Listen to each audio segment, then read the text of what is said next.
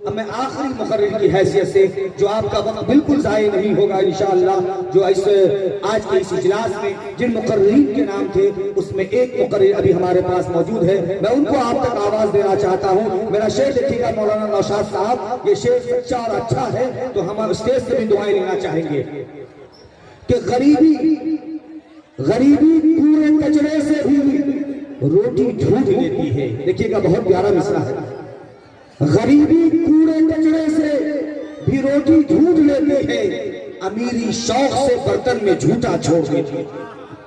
غریبی کوڑے کچرے سے بھی روٹی ڈھونڈ لیتی ہے، امیری شوق سے برتن میں جھوٹا چھوڑ دیتی ہے۔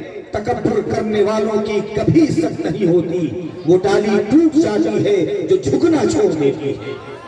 وہ ڈالی ٹوٹ جاتی ہے جو جھکنا چھوڑ دیتی ہے۔ بس ایک شعر کے ساتھ مولانا کو آواز دوں کہ زمین تو کچھ بھی نہیں آسمان تیرا ہے، زمین تو کچھ بھی نہیں آسمان تیرا ہے، اے خدا تو اپنا بنا لے جہان تیرا ہے۔ زمین تو کچھ بھی نہیں آسمان تیرا ہے، اے خدا تو اپنا بنا لے جہان تیرا ہے، اے خدا تو اپنا بنا لے جہان تیرا ہے۔ کہیں بے تاج کہیں مقبرہ کہیں مینار، یہ تو کچھ بھی نہیں سب نشان تیرا ہے۔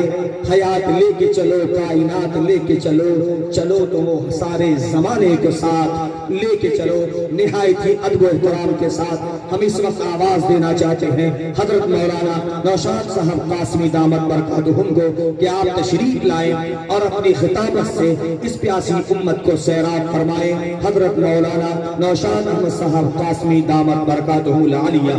دوستو بہت اچھا مجمع ہے آپ کے اب تک اس مجمع میں، جو میں نے شروع میں کہا تھا قاری نسیم اختر صاحب کے وقت میں کہ انشاءاللہ یہ مجمع نہیں ٹوٹے گا، آپ کے اس بیٹھنے پر ہم آپ کو مبارکباد پیش کرتے ہیں۔ بس حضرت مولانا کے بعد صدر جلسہ تشریف لا کر دعا فرما دیں گے، جلسے کا اختتام ہو جائے گا۔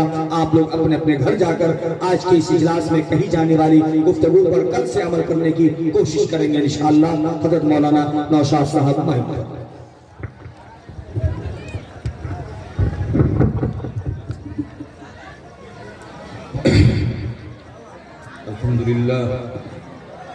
الحمد لله الذي فطر الأنام على ملة الإسلام والاهتداء وجبلهم على الملة الحنفية السمحة السهلة البيضاء، والصلاة والسلام على سيد الأنبياء أما بعد.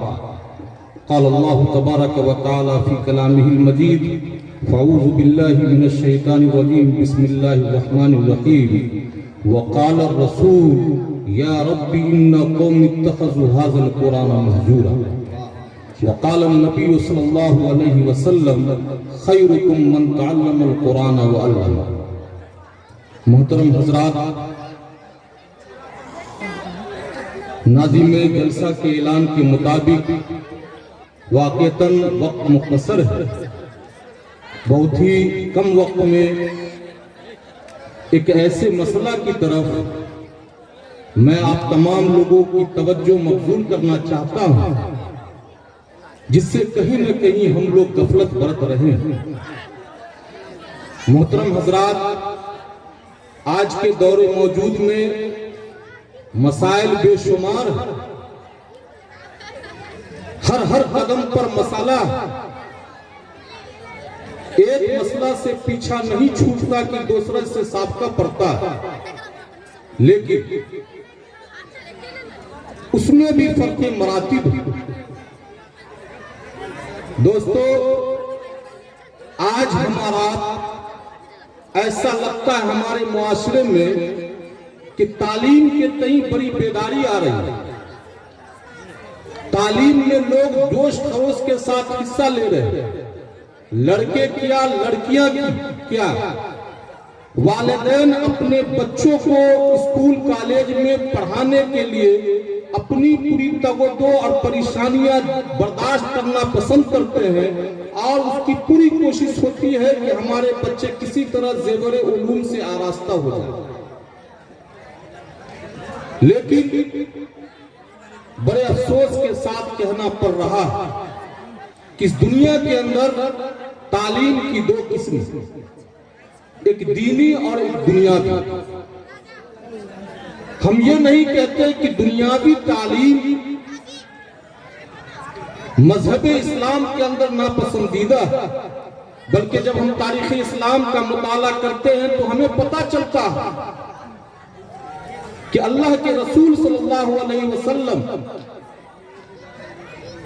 ان کفاروں کو جو غزوہ بدر میں قیدی ہو کر کے آئے تھے، جن لوگوں کو فدیہ کی بنا پر چھوڑنا تھا، مثلاً اس میں بیوی زینب رضی اللہ تعالی عنہ جو نبی اکرم صلی اللہ علیہ وسلم کی دختر نیک اختر تھی، ان کے جو شوہر تھے ابو العاص ابن ربیع، وہ بھی اتفاق سے مشرکین مکہ کی طرف سے اس جنگ کے لیے آئے تھے، اور اس میں وہ بھی ناحق قیدی بن کر کے آ گئے، چونکہ اس میں مسلمانوں کو فتح حاصل ہوئی تھی۔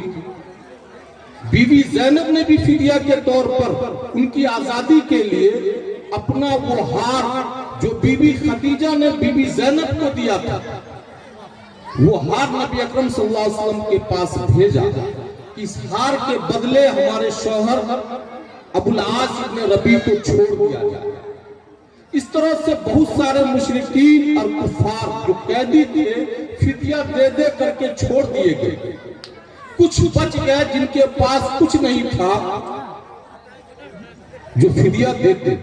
اللہ کے رسول صلی اللہ علیہ وسلم نے کہا کہ پھر قیدیوں کو کچھ کام کرنا ہوگا، اور اس کی یہ مدت ہوگی، وہ اتنے دنوں تک جن کو جو ہنر آتا ہے، جو کام آتا ہے وہ کرنا ہوگا، اس کے بعد ان کو چھوڑ دیا جائے گا۔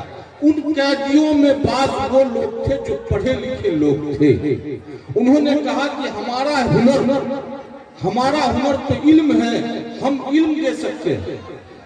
وہ علم اس وقت قرآن و حدیث کا علم تو ان لوگوں کے پاس تھا نہیں، تو پھر ان لوگوں کے پاس کیا علم تھا؟ ان لوگوں کے پاس دنیاوی علم تھا۔ اللہ کے رسول صلی اللہ علیہ وسلم نے ناپسند نہیں کیا، بلکہ مدینہ کے لوگوں کو کہا کہ اپنے بچوں کو بھیجئے ان کے پاس، تاکہ وہ جا کر کے ان لوگوں سے اس علم کو حاصل کرے۔ خلاصہ کلام، یہ ہمارا قرآن، یہ ہمارا دین، ہمارا اسلام ہمیں تعلیم کا حکم دیتا ہے کہ ماں کے گود سے لے کر کے قبر تک علم کو حاصل کرتے رہو۔ قرآن کریم کے اندر اقرا کے ذریعے یہ پیغام دیا گیا کہ تم تعلیم حاصل کرو۔ بڑی خوشی کی بات ہے کہ آج ہمارے معاشرے میں تعلیم کے تئیں بیداری آئی ہے، لیکن بڑے افسوس کی بات ہے کہ جو تعلیم ہماری دنیا اور ہمارے آخرت کو سنوارے گی، دونوں کے لیے بھلائی کا باعث ہوگی، ہم اس سے کہیں نہ کہیں دور ہوتے جا رہے ہیں۔ ہمارے گاؤں اور معاشرے میں جو پڑھے لکھے لوگ ہیں وہ بھی اس سے دور ہوتے جا رہے ہیں۔ میرے بھائیوں، بزرگوں، دوستوں، ہم بات کر رہے ہیں قرآن کریم کی تعلیم کی۔ ہم پڑھے لکھے ہیں، ہم پڑھنا لکھنا جانتے ہیں، لیکن قرآن کریم سے ہم دور ہوتے جا رہے ہیں۔ قرآن کریم کو ہم ہاتھ لگانا بھی گوارا نہیں کرتے، دیکھنا بھی گوارا نہیں کرتے۔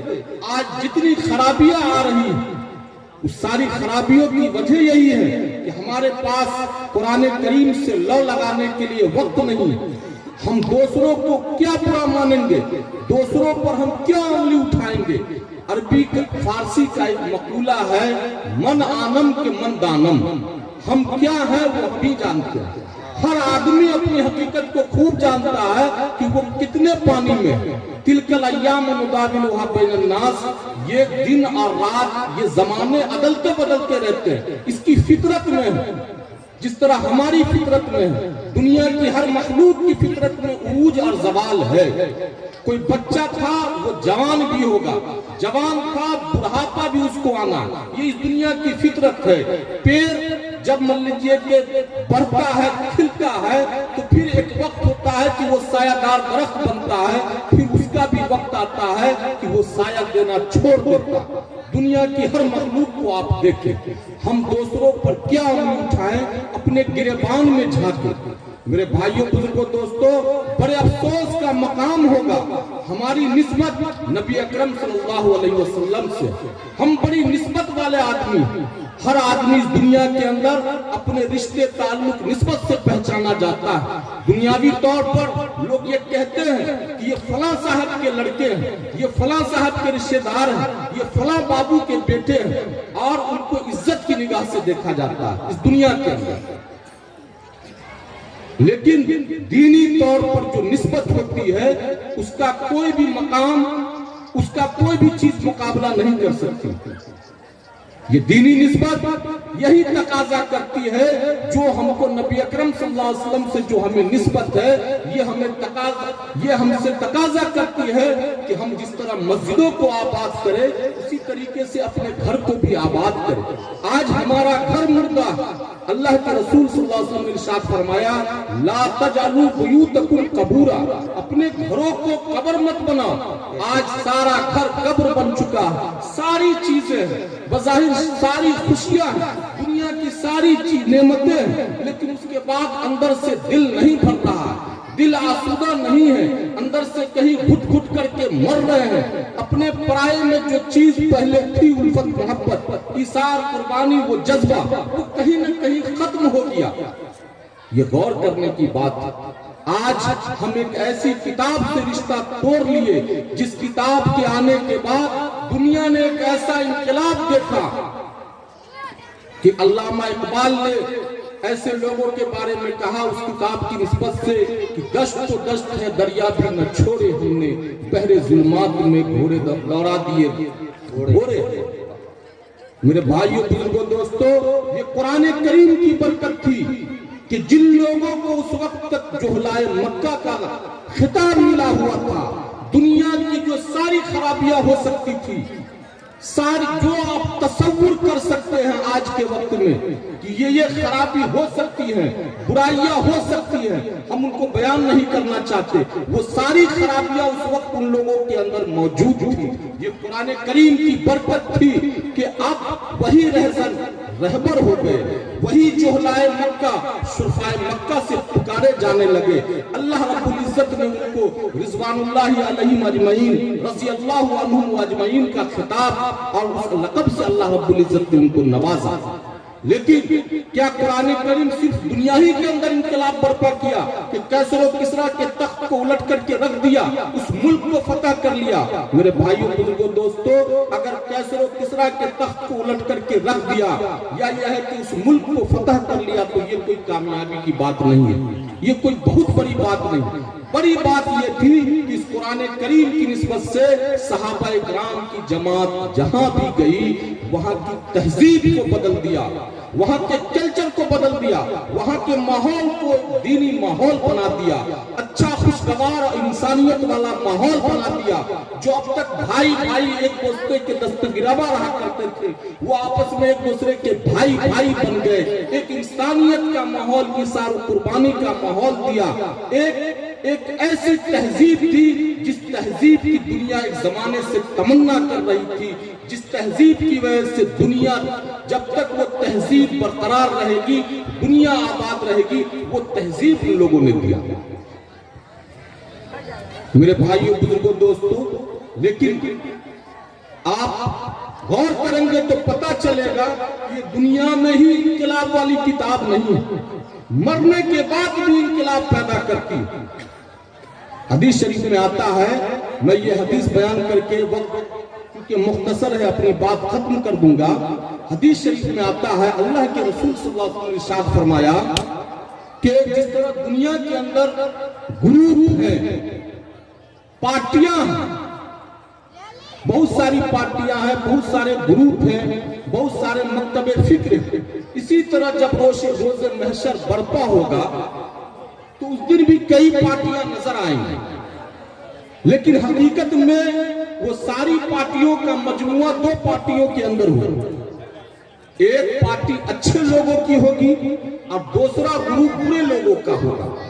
پھر برے لوگوں کا جو گروپ ہوگا اس کے اندر بھی جو جس برائی سے زیادہ تعلق رکھتا رہا ہوگا اس کی ایک الگ پارٹی ہوگی۔ اس کا ایک الگ گروپ ہوگا.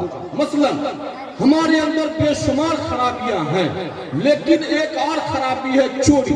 ہم کچھ زیادہ کرتے ہیں تو چوروں کی ایک الگ جماعت ہے. قیامت کے دن لوگ پہچان لیں گے کہ یہ چوروں کا گروپ ہے. ہمارے اندر بہت ساری خرابیاں ہیں، ہم جھوٹ بہت بولتے ہیں تو جھوٹوں کا ایک الگ گروپ ہوگا. پہچان لیا جائے گا کہ یہ جھوٹوں کی پارٹی. اسی طریقے سے آپ اور بھی برائیوں پر قیاس کرتے چلے جائیں. اب آئیے نیکوں کی جماعت. حدیث شریف میں آتا ہے کہ نیکیوں میں بھی فرق مراتب کا لحاظ رکھتے ہوئے اس کے اندر گروپ اور پارٹیاں ہوں. مثلا ایک آدمی کے اندر ساری خوبیاں ہیں، وہ نماز بھی پابندی سے پڑھتے ہیں، روزہ بھی ادا کرتے ہیں، زکوٰۃ بھی دیتے ہیں، ساری نیکیاں کرتے ہیں، لیکن روزہ سے ان کو کچھ زیادہ لگاؤ ہے. تو ان کو جو ہے اس گروپ میں داخل کیا جائے گا. وہ ان لوگوں کی پارٹی ہوگی جو روزے دار کے نام سے موسوم ہو. ایک آدمی جن کو نماز سے بڑی محبت ہے ساری نیکیاں کرنے کے بعد، تو ان کو نماز کی گروپ والی پارٹی میں شامل کیا جائے گا. اس طرح سے فرق مراتب ہوں گے، روز محشر برپا ہوگا. حدیث شریف میں آتا ہے کہ ایک پارٹی اور ہوگی اندھوں کی. یہ اندھوں کی ایک ٹولی ہوگی. کیا اس وقت بھی وہ لوگ اندھے ہوں گے؟ اس وقت اندھے نہیں ہوں گے. وہ لوگ وہ ہوں گے جو دنیا کے اندر اللہ تعالیٰ نے جن لوگوں کی بینائی، آنکھ کی روشنی چھین لی تھی، ان لوگوں کی پارٹی ہوگی ایک جماعت. اور اس کے امیر اور امام ہوں گے حضرت شعیب علیہ السلام. چونکہ دنیا کے اندر اللہ رب العزت نے ان کے بڑھاپے میں ان کے آنکھ کی بینائی سلب کر لی. ان کے ہاتھ میں جھنڈا ہوگا، سفید جھنڈا، اور اس سفید جھنڈے کے اندر وہ نورانیت اور روشنی ہوگی کہ اس کی تابناکری سے پورا محشر جو ہے تابناک ہوگا. حضرت شعیب علیہ السلام آگے آگے ہوں گے اور اندھوں کی جماعت پیچھے پیچھے ہوگی. اللہ رب العزت کے پاس جب یہ جماعت پہنچے گی، اللہ رب العزت ان کا استقبال کریں گے اور یہ کہیں گے کہ اے اندھوں کی جماعت، دنیا کے اندر تم کو میں نے بڑی نعمت سے محروم کر دیا تھا، آنکھ کی روشنی چھین لی تھی، اور تم نے اس پر صبر کیا، کوئی جزا فضا آہو بقا نہیں کیا. آج تم میرے پاس آئے ہو تو میں تمہیں انعام دیتا ہوں. وہ انعام یہ ہے کہ تم یمین عرش، تم میرے دائیں جانب، عرش کے دائیں جانب بیٹھے. چنانچہ ان کو دائیں جانب جگہ دی جائے گی. سوچ سکتے ہیں کہ اللہ رب العزت کے خصوصی مہمان وہ اندھوں کی جماعت جو دنیا کے اندر کوئی آہو بقا نہیں کیا، صبر کیا اپنی بینائی کے چھن جانے پر، اللہ رب العزت کے وہ خاص مہمان ہوں گے اور یمین عرش، عرش کے دائیں جانب ہوں گے. جب ان کو یہ حکم مل رہا ہوگا، روایت میں آتا ہے کہ علماء کی جماعت کھڑی ہوگی. اللہ رب العزت یہ کیا کر رہے ہیں؟ آپ ان اندھوں کو عرش کے دائیں جانب بٹھلا رہے ہیں.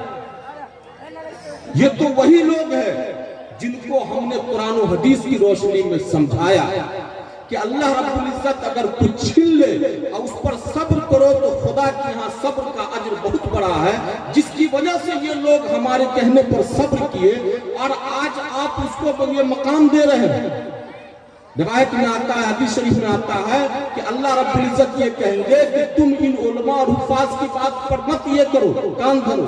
تم کو جو حکم کیا ہے کہ تم عرش کے دائیں جانب بیٹھو، آ کر کے بیٹھو. چنانچہ ان کو کہا جائے گا اور وہ لوگ علماء اور حفاظ کی بات پر توجہ نہیں دیں گے اور عرش کے دائیں جانب بیٹھ رہے. اس کے بعد جزامی کی باری آئے گی. جزامی ان کو کہتے ہیں جن کو کوڑ کا مرض ہو جائے. یہ مرض اتنا خطرناک ہوتا ہے کہ گھر والے بھی گن کرتے ہیں، غیر تو غیر اپنے لوگ بھی ایسے لوگوں سے جو چمر روگ کی ایک شکل ہوتی ہے گن کرتے ہیں. ان کی ایک جماعت ہوتی اور اس کے امیر اور امام ہوں گے حضرت ایوب علیہ السلام. کہ دنیا کے اندر ان کو اللہ رب العزت نے اس مرض میں مبتلا کیا تھا.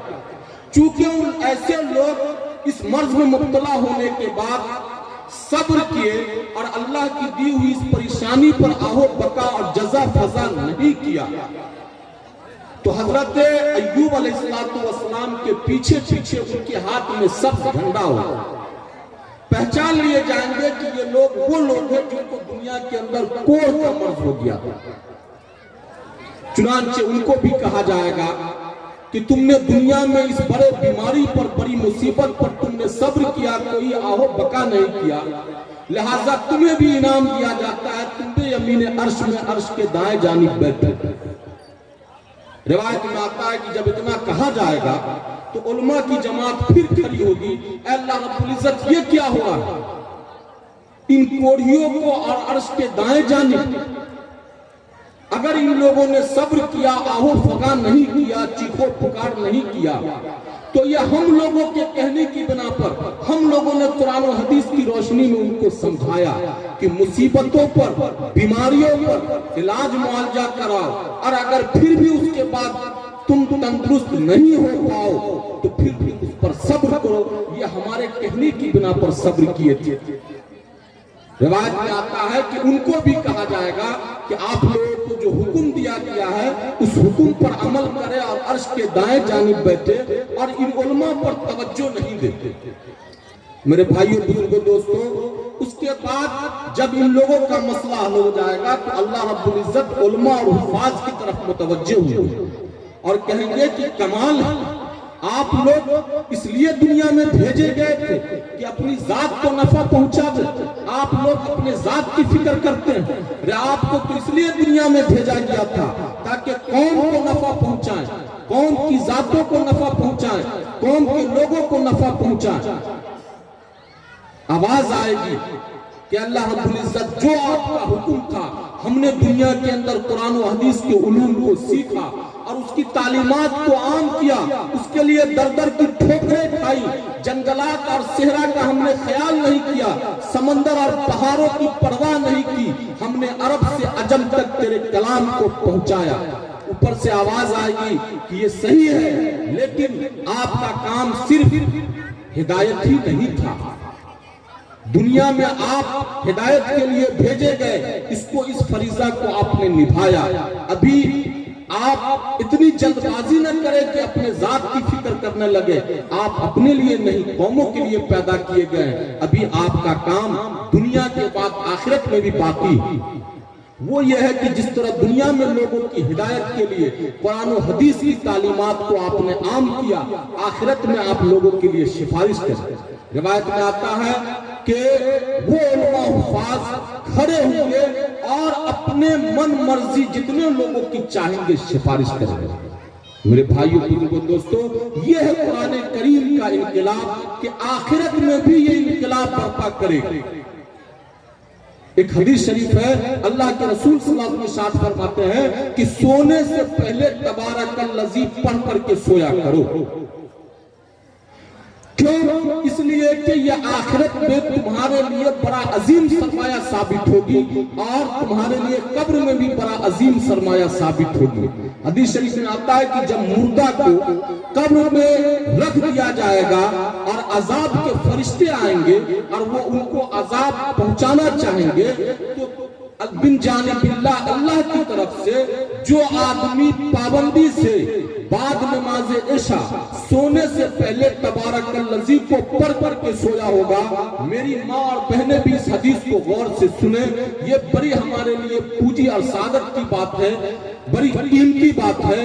اللہ کے رسول صلی اللہ علیہ وسلم ارشاد فرماتے ہیں کہ جب مردہ کو قبر میں لٹا دیا جاتا ہے، حساب و کتاب کے بعد جب عذاب کے فرشتے آتے ہیں، عذاب دینا چاہتے ہیں، تو یہ تبارک الذی جس کو پابندی سے پڑھنے والے نے پڑھا تو اس کی کو ایک شکل دے دی جائے، یعنی اس صورت کو ایک کوئی بھی شکل جو آپ تصور کر سکتے ہیں وہ دے دی جائے گی، وہ صورت آئے ہاتھوں آئے گی اور اس عذاب کے فرشتہ کو روکے گی کہ یہ آپ کیا کر رہے ہیں۔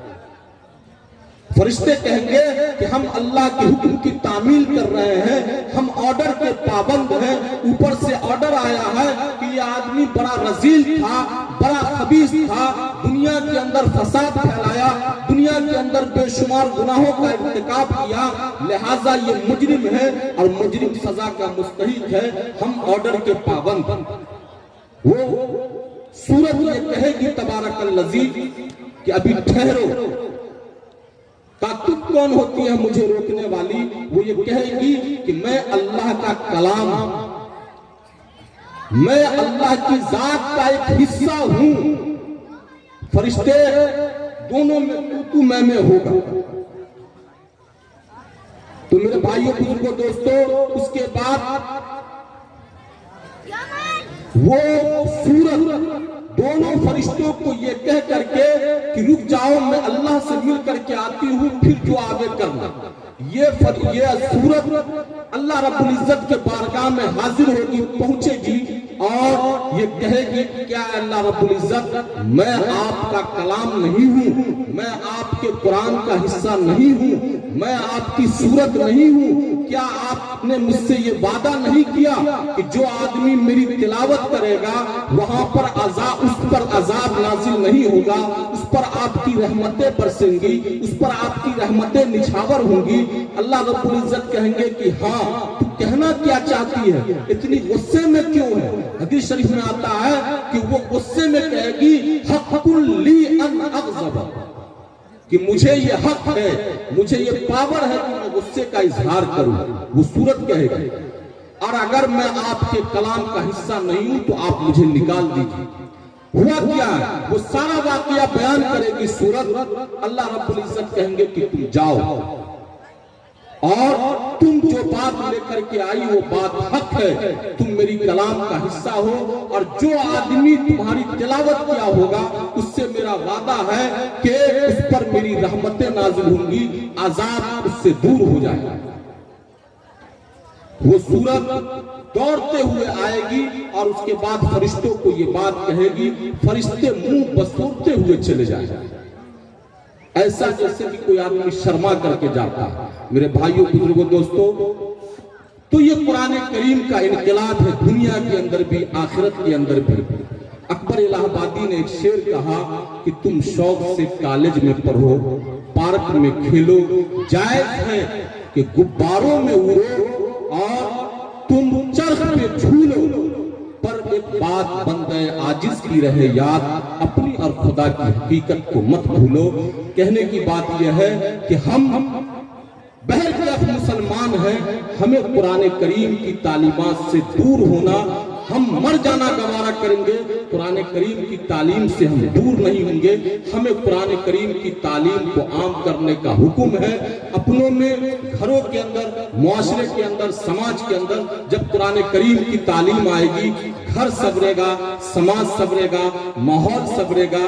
ہم باتیں چاہے جتنی بھی بیان کر لیں، لیکن حقیقت یہ ہے کہ بلا قرآن کریم کے ہم ایک قدم بھی اپنی زندگی بھلائی کے ساتھ نہیں گزر سکتے ہیں. ہر قدم پر ہمیں قرآن کریم کی ضرورت ہے. اللہ رب العزت ہمیں اور آپ کے اندر قرآن کریم کی محبت پیدا کرے، ہمیں اور آپ کے اندر دینی تعلیم کی محبت پیدا کرے اور راہ راست پر چلنے کی تلقین کی توفیق عطا فرماوے. آمین. وآخر دعوانا الحمدللہ.